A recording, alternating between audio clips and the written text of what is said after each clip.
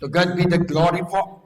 Ayan, salamat po sa Panginoon. Parang kalaw kanina, may konsyerto na eh. Concert na po. Ayan.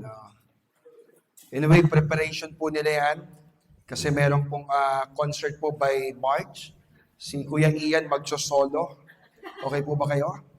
But anyway, to God be the glory po sa buhay po ng mga kabataan. And salamat po sa kanilang patuloy po na paglilingkod sa ating Panginoon. Ayan, good morning po and happy Sunday po sa ating lahat. And today is the last Sunday of the month for January. So, pwede po bang pakibati yung katabi natin? Good morning. May mga beautiful faces po tayo, mga bago po. Ayan po, may mga bisita po tayo. And welcome po. Pwede po bang tumayo to be recognized? Yung mga bisita po natin. Please stand up. Yung mga bago po natin. Sige po. Ayan, praise God. Ayan, salamat po sa Lord. Okay, welcome po and we are praying po na kayo po'y makasama po namin sa paglilingkod po sa ating Panginoon. So welcome po and patuloy po tayo sa Panginoon. And salamat po sa mga nag-invite. So pwede po mo po. Para ayaw niyo pong umupo. Anyway, ayun. Bago po natin simulan yung ating mensahe po, so gusto ko lang po magpasalamat sa inyo at higit sa lahat sa ating pong Panginoon sa natapos po nating gawain last Tuesday and pinapaabot po sa atin ng ating pong nanay ni Madam Kim Chunja. Ang pasasalamat po sa natapos pong gawain po noong Tuesday. And sana po mag-serve itong encouragement sa atin dahil sabi ko nga nung umuwi ako nung gabi, sabi ko grabe itong mga Koreanong ito. Despite dun sa language barrier na meron po sila, yung talagang desire nila na magbahagi ng salita ng ating Panginoon. So talagang grabe, gumastos sila ng malaki para lang umuwi dito. At ang purpose o ang mission lang naman nila ay to share the gospel. So yun lang naman po, wala na pong iba, just to share the message of salvation. And tayo, napaka-fluent natin pagdating sa Tagalog and sa iba't ibang dialect, lalo na po sa Pilipino. And sana ito yung ating panalangin and one of my dream, hindi po para sa akin, kundi sa ating church, that we are able to evangelize. Amen? And sisimulan po natin yan ngayon. Okay po ba kayo? Gusto niyo po ba akong samahan? Ayan, sige po. Magsisimula po tayo and alam ko po, excited po ako this year because madami pong mga nakalatag na programa and unahan ko na po kayo, unahan ko na si Kuya M, meron pong konsyerto po ang worship team, evangelistic concert po dito po sa church. And mga may guest po tayo, may mga malalaki pong mga pangalan na ibubunyag mamaya. Okay po ba kayo? Si Kylie Angelo po, Manukan. One of the guitarists po from Green Pasture. Magsosolo po sila. Okay po ba kayo doon? Makita niyo po si Joko. Magpapiano po yan. Okay po ba? But anyway, to God be the glory po sa mga gawain po natin. And later po, we will announce po yung mga schedule po. And medyo nalulungkot ako kasi yung mga bulletin board na kinabit ni Kuya Vern, wala pa pong laman. So magkakalaman na po mamaya. Please, bago po kayo lumabas, visit kayo dun sa mga bulletin mamaya. Baka yung pangalan niyo po ay naka-assign. So baka magulat kayo, bakit ako, pangalan ko nakalagay doon. So ayun, lahat po kayo, kasama po tayo, pati bata, i-assign po natin, maglilid po ng mga gawain po natin. Pwede po ba natin palapahan si Lord? Amen. Ayan. So dahil po last Sunday na po and last message po for the month of January about the Word of God because our series patungkol po sa salita po ng Panginoon because the month of January is Bible month. So yung tema po natin, pwede po ba natin basahin? Our title po today is 1, 2, 3. Hindi pa rin po nagbabago at hindi po pwedeng magbago yung essence o yung relevance ng salita po ng Panginoon sa ating pong buhay, lalo na po sa mundo pong ito. And according to James chapter 1, verse 22 to 25, pwede po natin basahin. Okay? Sabi po ng verse 22, do not merely listen to the word and so deceive yourself do what it says. Ang sabi po ng 23, anyone who listens to the word but does not do what it says is like someone who looks at his face in a mirror. And after looking at himself, goes away and immediately forgets what he looks like. But whoever looks intently into the perfect law that gives freedom and continues in it, not forgetting what they have heard, but doing it, they will be blessed in what they do. And what they do. So sabi po ng Panginoon, napakaganda pong paalala, mga minamahal, do not merely listen sa salita po ng Panginoon and so deceive yourself. Do what it says. So napakaganda pong paalala po sa atin dahil everybody knows kung paano po tayo makinig. Tama?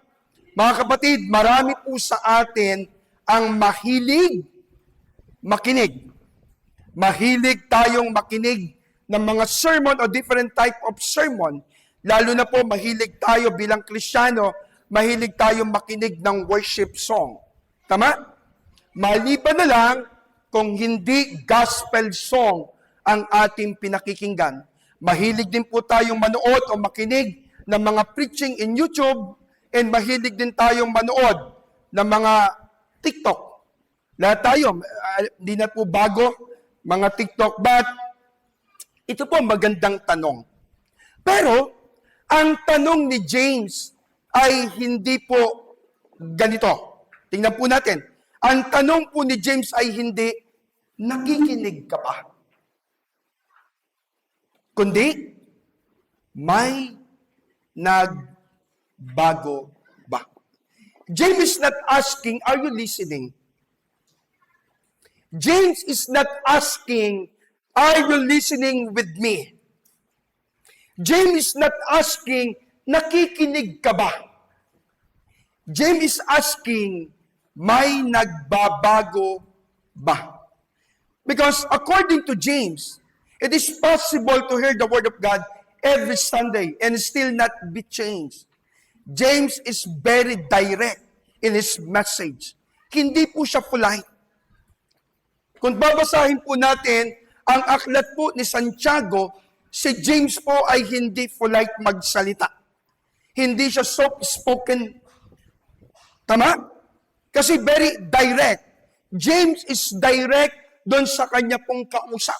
Because in chapter 1, verse 22, ano pong sabi niya?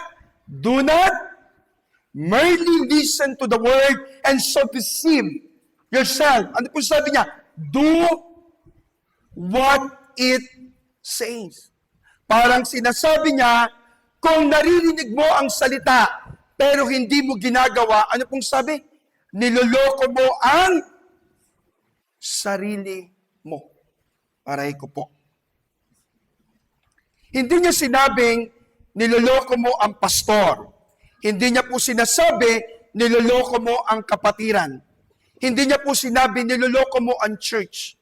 Kundi, niloloko mo ang sarili mo. Kaya ang sabi niya, kung naririnig mo ang salita, pero hindi mo ito ginagawa, niloloko mo ang sarili mo. James is the brother of Jesus. He is writing to the believers who are active, number one, who are active in the church.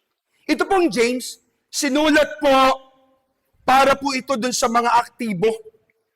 Yung address, he is writing to the believers. Ibig sabihin, a little background about James, kung paano niya sinulat niya to para dun sa mga aktibo. Ibig sabihin, inside the church. Ang kausap niya dito ay yung nasa loob ng iglesia.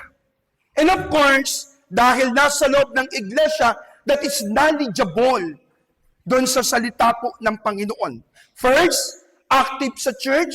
Sabihin nyo nga po, active ako sa church. Parang ayaw Parang hindi Sabihin nyo nga po, active ako sa church. Okay. So, tandaan natin, first, he is writing to the believers who are active sa church. And second, knowledgeable. Saan? Sa salita po ng Panginoon. Ibig sabihin, may alam, may dunong, may pagkakaunawa, madaming memory verse na baon. Subalit, meron pong hadlang. But struggling to live it daily. That's why James is saying, do not merely listen to the word of God. Do it what it says. So ulitin ko, James is the brother of Jesus. He is writing to the believers who are, number one, sino? Active. Sabihin nyo nga po ako yon. Parang ayaw Sabihin nyo po ako yon. Di ba kayo aktibo? Di ba kayo active sa church? Di ba every Sunday nagkikita tayo? So that's why we're active in the church. Second, that is knowledgeable. May alam, nakakaunawa, nakakaintindi ng salita po ng Panginoon. Ilan nga po yung aklat ng Bible from Old and New? Di na nag-alam-alaman na lang. Balik natin. Ilan po yung Bible from the Old Testament? 39. Balikan natin. Ilan po ang history sa Old Testament? Ilan pong aklat? Yun lang. Ilan po yung minor and major prophet from the Old Testament? Nakalimutan na natin. Katatapos lang nung Sunday ng ating Bible literary. Di ba? Di ba sabi nyo, knowledgeable tayo? Sino po yung nanalo? Women's, di ba yung nanalo? Opo, women's, tama. Nasa na yung mga masigasig nung Sunday? Nawala na. Okay, balikan natin. Sabi ni Paul, he is writing this letter dun sa mga mananampalataya. Okay, and of course, those active in the church. And second, those who are knowledgeable. May alam, may dunong, nakakaunawa, madaming baong-baon memory verse. But is struggling to live it daily. The problem of James, merong struggle. Alam nila, nauunawaan nila, naiintindihan nila, memorize nila, but ang problema, they're struggling to apply in their daily lives. That's why sinabi ni James, anyone who listen to the word but does not do what it says is like someone who looks in a mirror. And after that, he forgot kung ano ang itsura niya, kung ano ang ayos niya. And kanina, noong ko po ay dumating, sinisipat ko ang bawat isa, kutis koreano ang lahat. Nagamit nyo na ba? May nagme-message sa akin ni Pastor, meron ka pa ba? May nakatago pa ba dyan? May riregaluhan ako, may bibigyan ako. Sad to say, may pumasok sa office, di ko alam kung sino-sino. Sorry po, wala nang natira. Si Pastor, hindi din nabigyan. Kaya, ayun, wala na. Kung gusto niyo po, yung ano po yung naiwan? Mga pencil case na lang, yun ang ikolorete natin sa muka. But anyway, balikan natin. Sounds familiar. Tama? Kaya ang tema po ng James ay real faith produce real obedience. So hindi po sapat ang mayroong alam. Hindi sapat yung alam ko na. Hindi sapat yung ay naunawaan ko na. Hindi sapat ay napag-aralan na namin yan. Ay naikwento na sa amin yan. Ay natakil na namin sa Sunday school. Ay, tinuro na ni Ate Hazel. Napag-aralan na namin. Ay, naituro na ni Kuya Bern sa men's. Naituro na din sa youth. Naituro na ni Kuya Ems na sabi na dapat maaga sa practice. Hindi po sapat ang merong kang alam. Ang dapat merong kang galaw. May pagkilos. Amen?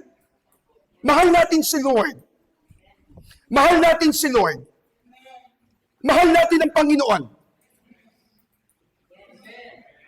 Mahal natin si Lord. Kung mahal natin si Lord, mahal natin ang gospel. Right? If we love the Lord, we love the gospel. Because the gospel represents Christ. Amen? We love the word. Mahal natin ang salita ng Panginoon. Kaya hindi sapat ang sinasabi ni James, hindi sapat yung may alam. Because these people, during those time, laging sinasabi kay James, alam na namin yan, naunawaan na namin yan, natutunan na namin yan, napag-aralan na namin yan. Pero laging sinasabi ni James, hindi sapat yung may alam. Dapat may galaw. Kilos. First, na dapat natin maintindihan. Number 1. Sabi po dyan, hearing without doing is ano po sabi? Deception. Niloloko at dinadaya natin, una, ang ating Diyos, second, ang ating mga sarili. Ano sabi ng Bible? 1, 2, 3. Do not and so deceive yourself. Akala natin ay okay na kasi nag-a-attend tayo ng church. Akala ng marami, that is the best conception po na dapat nating maintindihan. Akala ng marami, okay na kasi nag-a-attend ako ng church. Akala ng marami, okay na kasi may Bible naman ako. Okay na kasi marunong naman ako sa mga verses. Akala ng marami, okay na kasi nakakapag-amen naman ako. And I know and how to pray. Pero ang sinasabi ni James, that can deceive you. That can deceive. That can deceive. Parang ganito lang po yan eh. Lahat naman tayo, alam naman kung paano mag-exercise. Amen. Alam naman natin kung paano at ano yung importance, ano yung binibigay. And I believe someone, nakikita ko, nagja-jogging, tumatakbo, in the middle of the night, meron. Nakita niyo ba yun? And I'm waiting na later on, 1 month or 2 months, may mangyayari. So, kung sumabay eh.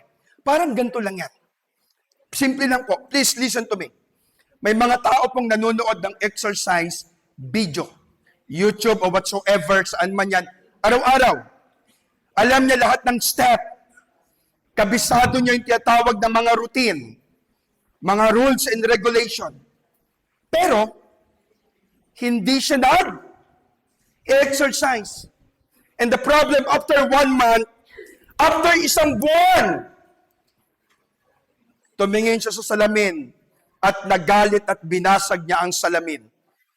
Ano pong nangyari? Bakit wala akong abs? Look at the picture.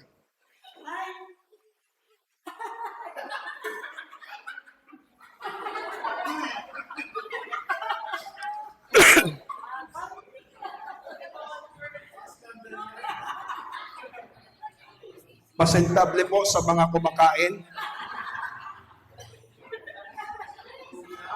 Now, I know kung paano si Ate Michelle ay na-in-love kay Kuya Albert. That was 15 years ago ba? 16 years ago? Kuya Albert, ilang taong ka dito?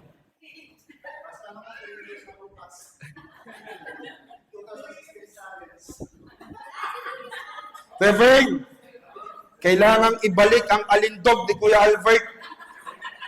Sabayan natin. Yan ang resulta dapat. Ano nangyari? Ano nangyari? So, alam mo na, Kuya Jetro, after 1 month, dapat ganito. Kuya Kyle. Di ba? Kumusta yung takbo nyo kahapon? Saan kayo nakarating? McDo, yes! Praise the Lord! Ate Karin, kumusta na? Nasa McDo din. Grabe, no? Sarap naman talaga mag-jogging. Tapos ang ending, McDo, coffee, breakfast. Sarap naman po talaga. Walang duda doon. Worth it naman. Tanggalin mo na. Tiga rin, tanggalin mo na yan. Magagalit na si Ate Michelle dyan. Simple lang. Mga kapatid, hindi gumagana ang exercise sa panonood lamang. At kailanman hindi yan magiging epektibo. Ganon din sa salita po ng Panginoon. Ganon din sa salita po ng Diyos. Hindi ito PowerPoint presentation lamang. Ulitin ko, ganon din po mga kapatid sa salita po ng Diyos. Hindi ito PowerPoint presentation lamang. Ito ay life transformation manual. The Bible is not a script to educate. The Bible is not a script to be knowledgeable. The Bible is a life transformation manual. Amen? If we want to grow in our Christian life, let us go back. Kasi maraming Christian today ang strong sa hearing. Ay, ang galing niya. Grabe, nakaka-bless. Invite natin siya. Dapat ganito sa ating church. Dapat ganito ang mangyari. Nakaka-bless, nakaka-enlighten. Madami pong ganon. Madami pong ganon. Many Christians today are strong in hearing the gospel. But the problem, weak sa obeying. We know verses about love, pero still, meron ka pa rin. Balik. Next slide. Sabi po dyan, next slide, te. Maganda po ito. We know verses about love, pero may mga kaaway ka pa rin sa church. Yes? Tama? We know verses about forgiveness, pero, ano sabi dyan? Next. Ano nakasulat? Sinson pa rin. Ano sabi nila? Forgive one another. Forgive one another. We know verses about unity. That is the essence of the church. Pero, ano sabi dyan? Ano sabi? Next. Ayan. Pero, may mga group chat na hindi ka kasamang lahat. But we know about the verses about unity. That's why James is saying, sinasabi ni James, stop deceiving yourself. Hindi mo niloloko ang church. Hindi mo niloloko ang iglesia. Hindi mo niloloko ang mga kapatiran. Hindi mo niloloko ang pastor. Niloloko mo una ang Diyos at ang iyong sarili. That's why second, hearing without doing produces spiritual amnesia. Ano pong sabi? Balikan natin yung verse, mamuhay kayo ayon sa salita ng Diyos. Kung ito'y pinakinggan lamang ninyo, ngunit hindi ninyo isinasagawa, dinadaya ninyo ang inyong sarili. And second thing na dapat nating maintindihan, hearing without doing produces spiritual amnesia. Sometimes nakakalimot tayo. At ang nakakalimutan natin yung mga very important things na dapat nating may apply bilang isang mananampalataya. Amen? Sabi po dyan, verse 23 to 24, anyone who listen and does not do is like someone who looks at his face in a mirror and forgot what he looks like. Maganda po maintindihan natin. The word is a mirror, not a window. Bakit? Bakit ganun po? Bakit? Ang window kasi, tinitingnan mo yung iba. You are looking to someone. But a mirror, tinitingnan po natin ang ating sarili. Amen? The window, you are looking for someone. Eh, ganito kasi siya. Bakit ang galing-galing niya sa Bible? Memorize na lahat. Pero bakit ganito siya? Mirror, tinitingnan po natin ang ating sarili. Tama? Nakukuha natin? The word mirror is, the word is a mirror, not a window. Kaya hindi tayo nakatingin sa bintana. We're always looking at the mirror because ang salita po ng Panginoon is like a mirror. Sinasalamin nito ang ating pong buhay, hindi po ang buhay ng iba. Many believers use the Bible like this. Ay, bagay ito kay brother, ay para ito kay sister yan, ay sana nandito siya ngayon para tinamaan siya. Pero ang Bible ay hindi para sa katabi mo. Sabihin mo po, para sa akin, para sa iyo, ikaw mismo. The Bible is direct. Kaya when you are reading, when you are meditating, when you are studying the Word of God, God is always talking to you and you are talking to God. Amen? So dapat nating maintindihan yung konsepto na ikaw lamang at ang Diyos. Pag masama, pag pangit, pag medyo mabigat, ay para kay kapatid. Kasi ganitong ugali niya, ganito yung karakter niya. No. We're asking a blessing, hindi ka pagpapalain ni Lord. Di ba? Ang sabi, pero ang Bible ay hindi para sa katabi mo. Ito ay para mismo sa iyo. Imagine, tumingin ka sa salamin, magulo ang buhok mo, magulo ang itsura mo, may muta ka, may dumi ka, then umalis ka. Sinong niloloko mo? Sino dinadaya mo? Sarili mo. Ang salamin. Sino niloloko mo? Salamin, no. Hindi, ikaw mismo. Ganon din ang taong nakikinig ng salita po ng Panginoon. Ganon din tayo. Ganon din tayo na nakikinig ng salita ng Panginoon. Tinatamaan? Tama? Nare-rebuke pa ba tayo? The Word of God, nagpe-penetrate pa po ba sa atin? Nagkakaroon pa po ba ng conviction? Napapaiyak pa ba tayo? Tama? Nasasaktan pa ba tayo pag tayo po'y nakakarinig ng preaching? O parang immune? Wala nang dating, paulit-ulit si pastor, nabanggit na niya yan dati. Alam po, sometimes, kung bakit kailangan paulit-ulitin, kasi hindi po nagre-rema yung salita po ng Panginoon. And in the Bible, madami po, pag pinag-aralan natin yung tinatawag na word study, pag nag-aaral tayo in the preaching ng pag-aaral ng salita by salita, paraphrase, sentence by sentence, maiintindihan natin bakit inuulit-ulit. Kung bakit po inuulit-ulit yung mga salita na magkakatulad, yun po ay gustong i-implement ng author. For example, in John 15, John chapter 15, verse 1 hanggang the following verses, pagbabasahin niyo po mamaya, balikan niyo, ilang beses inulit yung remain, manatili sa Tagalog. May gusto pong i-impose, may gusto pong ipaliwanag. Nakukuha natin?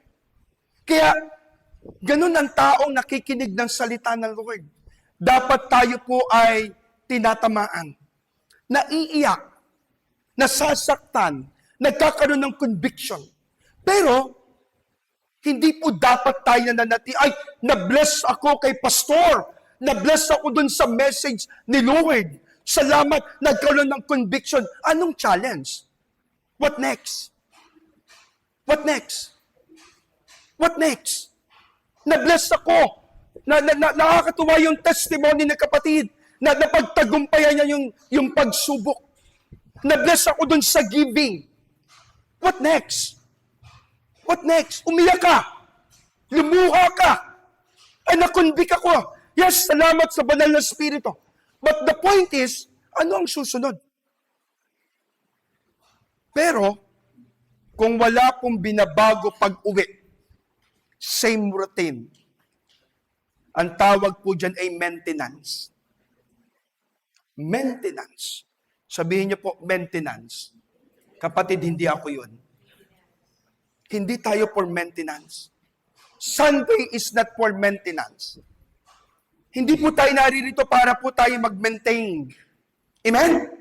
Hindi tayo naririto para i-maintain yung ating Christian life that every Sunday you are present, listening the Word of God. No! Hindi po ganun. Kasi kung maintenance tayo, lahat tayo ay pagod. Uuwi tayong luhaan at uuwi tayong talo. Church, situation that connect every Sunday. Tumatango, nakikita ko, yes, tumatango. Yung iba nakayuko, may tinitingnan, pabuklat-buklat ng konti. Diba? Minsan may napapaiyak, may napapaluha. Minsan pangiti-ngiti. Minsan naaantig, tama siguro si pastor. May point naman si pastor. Minsan wala din siyang point. Pero, ito po maganda. That is the situation during Sunday. Pero, pagdating ng morning, ng Monday, same attitude. Imagine, Sunday, we spend time, nag-ayos tayo, nagmaskara tayo, ilang pahid, ilang ayos ng kilay, nag-gel, guys ng kasutan, ng plancha. Pagdating ng Sunday, nakaupo tayo, nakikinig, patango-tango. At tama naman, may point naman. May sense naman siya, may humor din naman minsan. Pero, Monday morning, what happened? Same attitude? Same attitude, same character? Sigaw dito, sigaw doon? Galit dito, galit doon? Inuutusan ng magulang, anong sagot? Ma, mamaya na. Mamamatay yung karakter ko. Please. Yung hugasan naghihintay. Yung tiklopin. Same anger.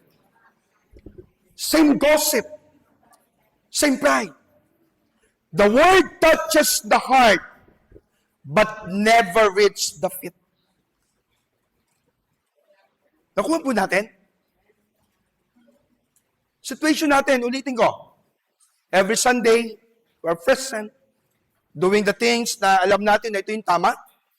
But, pagdating ng Monday morning, balik sa routine. Same attitude, same anger, same gossip, same pride. Ano ang pinapaalala sa atin? The Word of God touches the heart, but never reach. Hindi po naabot. Pag nag-penetrate ang salita ng Panginoon sa ating puso, the whole, dapat. Amen? So that we can act. Kasi kung puso lang, hindi tayo makakakilos eh. Dapat ma-reach. Magrema talaga sa atin yung salita ng Panginoon. Because sabi ng Bible, sabi dyan, hearing without doing produces spiritual amnesia. Imagine, uuwi tayo na parang talo tayo. Look, sasabihin, yes, na-blessed ako. Yes, pinagpala ako ng Lord. Salamat sa message. Paglabas natin, what happened? What next? Katuwa, ang galing ng worship team. Nakaka-bless. Grabe sa Lord. Ang tanong, na-bless ba tayo sa salita ng Panginoon? Hello? Yung pagpasok pa lang natin sa church, dapat na-bless na tayo. Amen? Amen. Yung pag-upo pa lang natin sa mga upuan, dapat na-bless na tayo. Imagine, hindi ka nag-ayos niyan. Pinrefer yan sa'yo, yung upuan na yan, naglinis kahit marumi, nagwalis kahit maalikabok, nagmap kahit ang dumi-dumi. Pero pinrefer yan para tayo ay makapagpuri sa Panginoon. Dapat na-bless na tayo. Amen?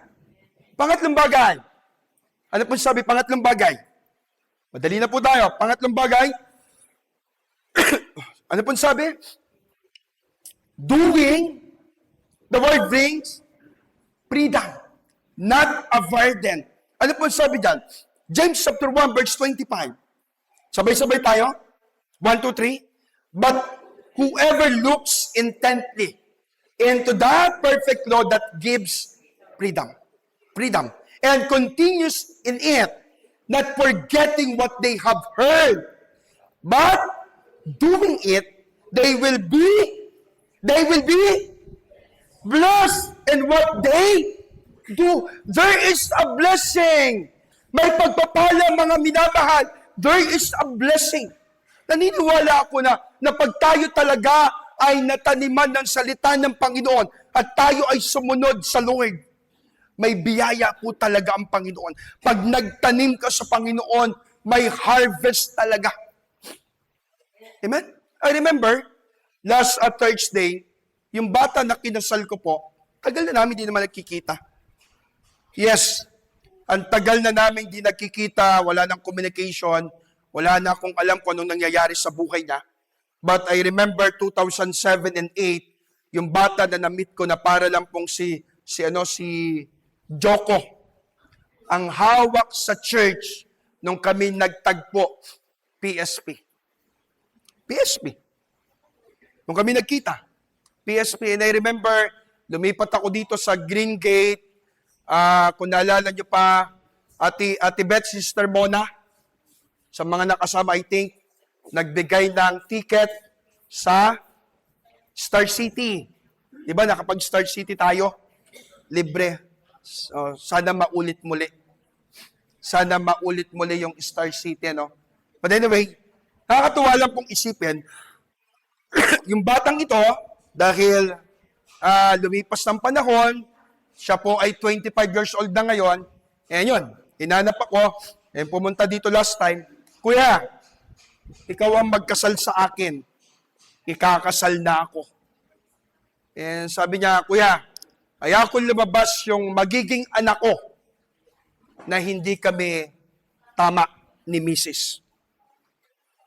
Nagkasala na nga ako, idadamay ko pa yung anak ko, lalabas siya na hindi kami okay. The point is, iba talaga pag nataniman ng salita ng Panginoon. Iba talaga pag napagpala ng salita ng Lord, may pagtatama. Yes, hindi naman yan instant, may proseso ang Lord. But the point is, pag talaga po tayo ay nataniman ng salita ng Lord, whatever it takes, anuman ang mangyari, mananaig ang salita ng Panginoon. Amen? Kailangan lang po natin tanggapin. Because sabi ng Bible, but whoever looks intently into the perfect law. Nung sinabi po ni James, but whoever looks intently, ibig sabihin, hindi mo lang siya binuklat, hindi mo lang siya binasa, kundi ninamnam mo yung salita ng Panginoon. Binulay-bulay mo, talaga po magkakaroon siya ng freedom. Ano po sabi dyan? But whoever looks intently into the perfect law that gives freedom. May kalayaan. Amen? Many people think obedience is a bondage. No. Sinabi po ni James, obedience bring blessing. Ang pagsunod ay pagpapala. Amen? Sa mga anak, medyo sa side lang ako ng konti sa mga nanay, sa mga tatay. Naniniwala ako ng ating mga magulang, wala silang planong masama para sa ating lahat. Amen? Kung tayo ay nahihigpitan, kung tayo ay nakakaramdam ng paghihigpit, may discerning sila na kailanman ay hindi mo madidiscern sa panahon ngayon. Unless, magikang nanay at tatay. Amen? Pag pinagbabawalan, wag mag-overnight, wag mag-sleep over, lalo na sa mga kababaihan, please, obey. Hindi masama iyon. Amen? May group project, may assignment, may discussion, stay at home. Madali lang kami, 12:00 ang uwi. Doon lang kami sa Quezon City. Anay ko. Uwi. Tandaan niyo po. Bakit? Babalikan natin. Tingnan niyo po. Obedience bring blessing. The Word of God does not imprison us. Tandaan po natin, yung salita po ng Panginoon, hindi tayo kinukulong. Kaya madami nagsasabi, born again, mga born again yan, mga Bible believer, napaka-killjoy yan. Killjoy yung mga yan. Ang daming bawal. No, hindi po ganun. May freedom. Kung gusto mo pa rin na gumawa ng kasalanan, ikaw na lang, wag mo na kaming idamay. Di ba? No, hindi po kabado yan. Hindi po kahihiyan na maglakad ka na may dala-dala kang Biblia. Amen? Hindi po kawalan ng pagkalalaki. Na nakakahiya, na dala-dala mo yung Bible, papasok ka, makikita ka ng tropa mo, na dapat ang dala mo ay hindi na uso sigarilyo. Babe. Mas proud ka na ipagkalandakan, yun ang dala-dala mo. Pero yung Bible, kahihiya natin. Ikahihiya natin, salita ng Lord. And we're always saying, mahal kita, Lord. I love you, Lord. Lord, maglilingkod ako sa'yo. Kapal mo. I-Bible ka, di mo magbitbit. Lord, ibibigay ko yung buhay ko sa'yo. Kapal mo. Hindi ka nga makapagbigay. Sarili mo pa, may bibigay mo. Yung time mo nga, di mo makicommit. And you're asking to bless. Ulitin ko. The Word of God does not imprison us. It liberates us. Binabago. Inaayos. Tama? The truth is heavy. Yes. The truth is not heavy. Ulitin ko, bali po ako. The truth is not heavy. Sin is heavy. Yung katotohanan, sabi ng Lord, the truth will set us free. But yung sin, aalipinin ka niyan. Akala mo mahal ka, hindi ka niyan mahal. Niloloko ka lang. Nagpapaloko ka naman. Diba? Alam mo na, niloloko ka, ginagancho ka. Alam mo, please think this. Please listen this. Please. Hindi po masama na magdamot paminsan-minsan. Please correct me if I'm wrong. Ang tinuturo kasi ng Panginoon sa atin, be wise. Amen? Hindi kasi dahil, ay mahal ko bigay, ay kasi okay. Alam mo nang may kasalanan? Alam mo nang gumagawa ng mali, ito tolerate pa natin?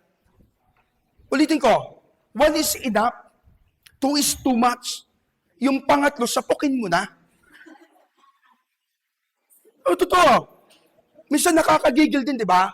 Alam mo nang mali, paulit-ulit na lang, okay, mahal kita, ganito. Yung pangatlo, medyo bigyan mo na ng ultimatong.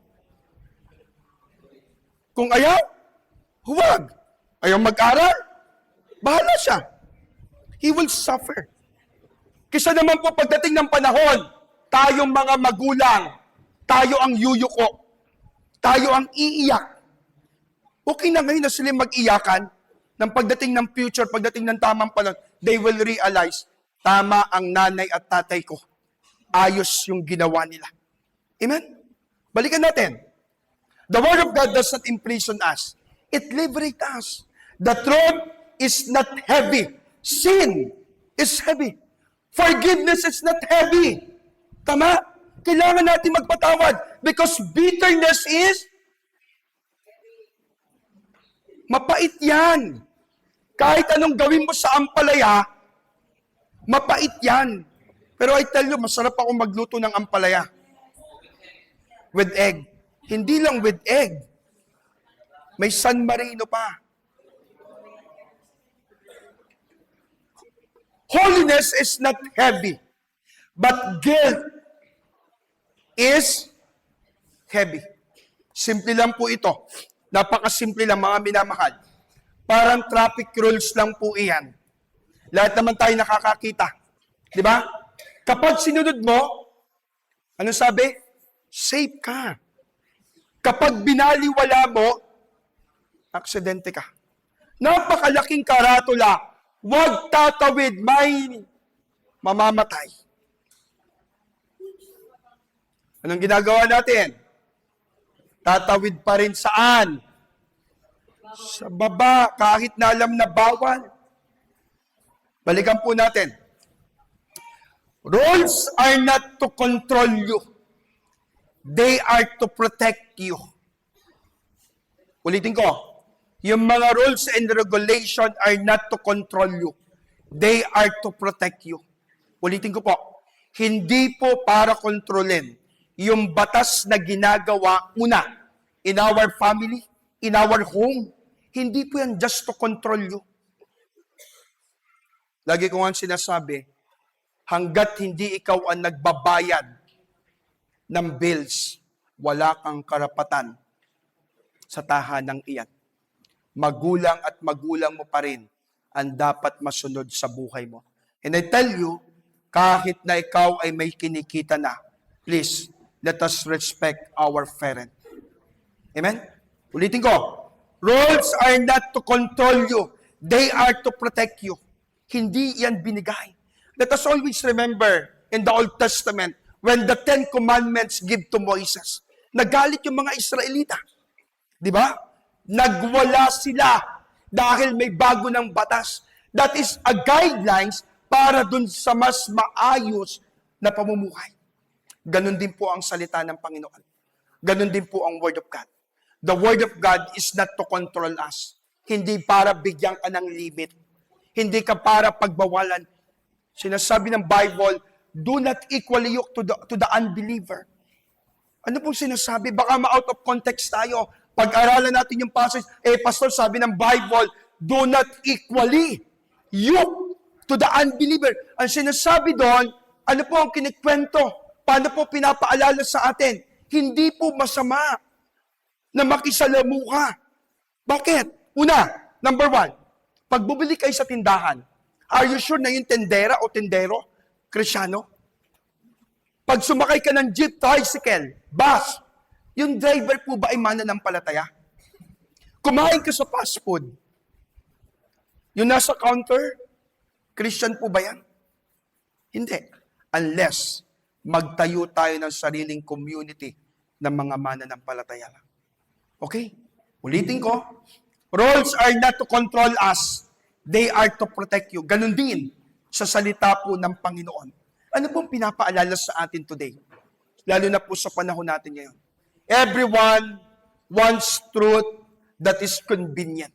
Ito po nangyayari sa panahon. Second, grace without obedience. Pangatlo, faith without change. Ang gusto natin, yung truth, convenient lang. Gusto natin yung grace, pero ayaw natin sumunod. May pananampalataya, pero ayaw bago. But James is reminding us, especially the church. Ano pong sabi diyan? Blessed or blessing is not in hearing only. James is reminding us today, mga minamahal, blessing is not in hearing alone. Blessing is in doing. Gusto mong tumaas ang score mo sa exam? Anong dapat gawin? Makinig at mag-review. Lord, gusto ko mataas ang score ko sa exam. Tapos na mag-exam, mananalangin ka. Anong utusan mo si Lord? Baguhin yung sagot mo doon. Pag-check na ng professor mo, Lord, tulungan mo yung professor ko, ma-enlighten siya, i-correct niya yung mga mali kong sagot.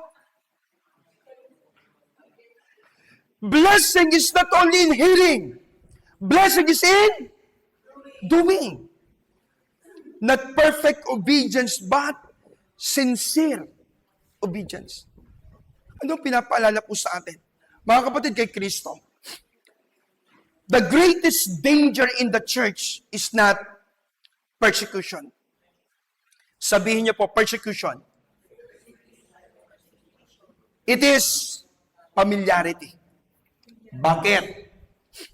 Lahat tayo po ay may kanya-kanya pong persecution. We have different. Iba't iba tayo ng struggle Iba't iba tayo ng mga challenges.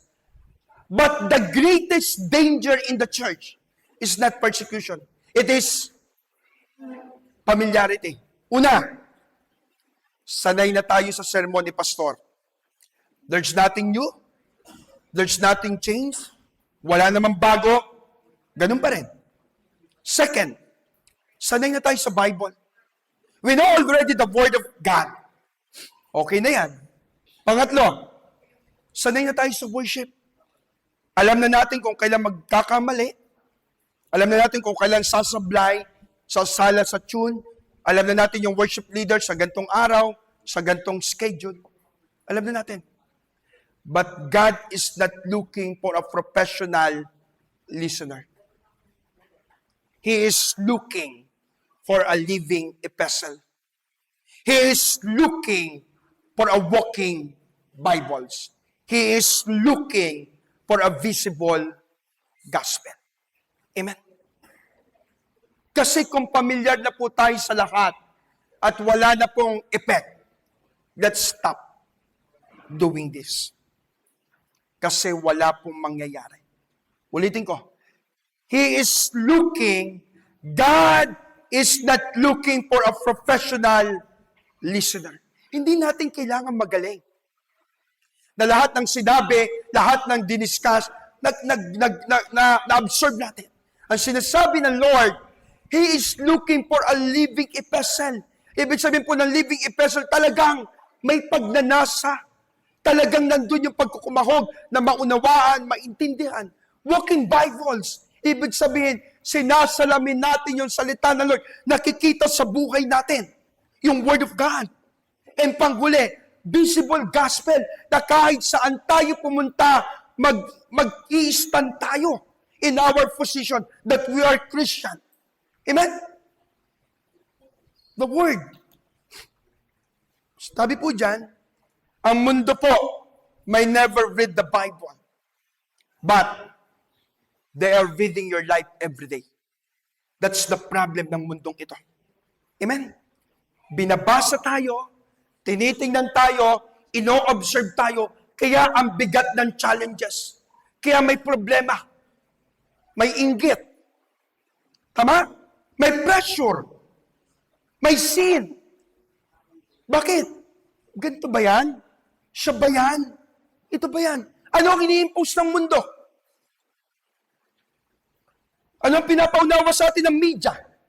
Social media. Mga balita.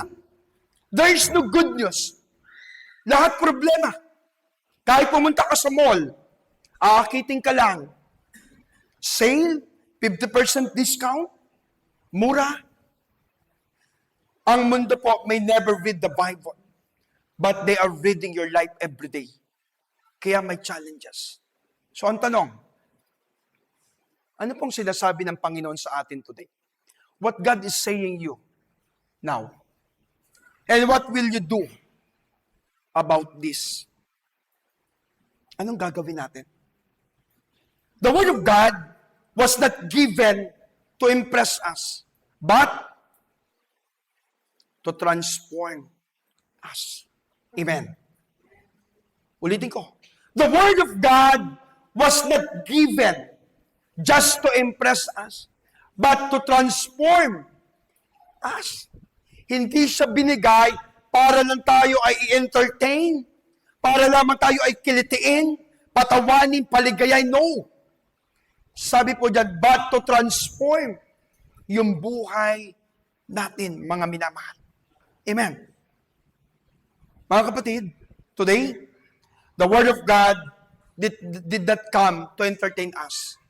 It come to examine yung buhay po natin sa Panginoon. Amen. Nakinig po natin ang salita ng Lord. Amen. Did you hear the Word of God today? The question is, will you obey the Word of the Lord? Nakinig natin ang message.